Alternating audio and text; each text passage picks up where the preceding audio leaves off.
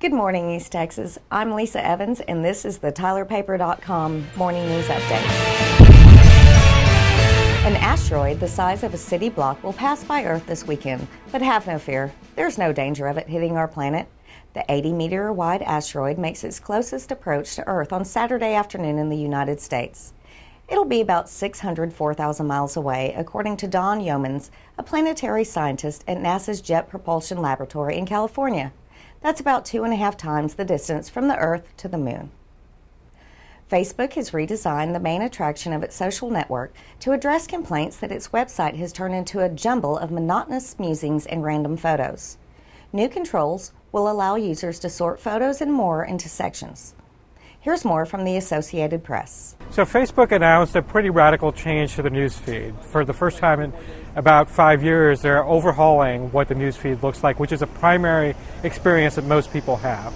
They're making the pictures bigger. They're making it easier to get access to certain types of content that perhaps wasn't surfaced as much before.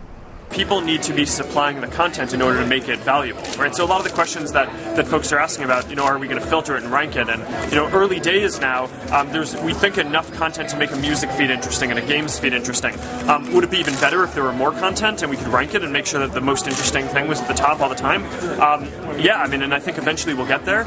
But I actually think setting up these feeds in the first place is one of the steps towards getting that content into the system. A lot of clutter, so it's good to have like a cleaner interface and just kind of, stick to the key components of the newsfeed. Like people look for pictures, people look for posts, people look for shared articles.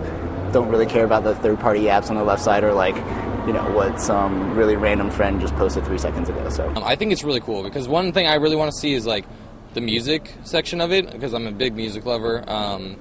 So being able to separate the different types of content, I think is going to be really helpful because there's a lot of things I just don't want to see that are in my newsfeed, and I think it's going to help me kind of limit it and get the most out of the change. So when you have bigger, more engaging experiences, that's something that advertisers want. So although they didn't really talk about the advertising impact of this, I can see advertisers being more attracted to this platform. It's high school basketball playoff time, and one area team was up early this morning for its game. Already underway is the 35-1 White Oak boys team facing Winnie East Chambers in Austin. We're following that game for you, and we'll have updates on the TylerPaper.com and ET Final Score Facebook pages.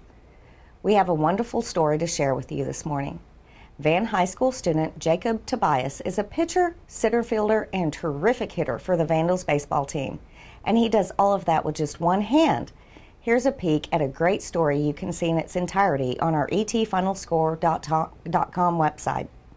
The saying goes, less is more. Who taught you how to hit? In the case of 16-year-old Van baseball stud Jacob Tobias, these 3 words couldn't be more true. They told my mom that I was born with one hand and that it might have been because the umbilical cord got wrapped around my arm. Jacob was born without a left hand, but just like most young boys, as soon as he could walk and talk, he wanted to play ball.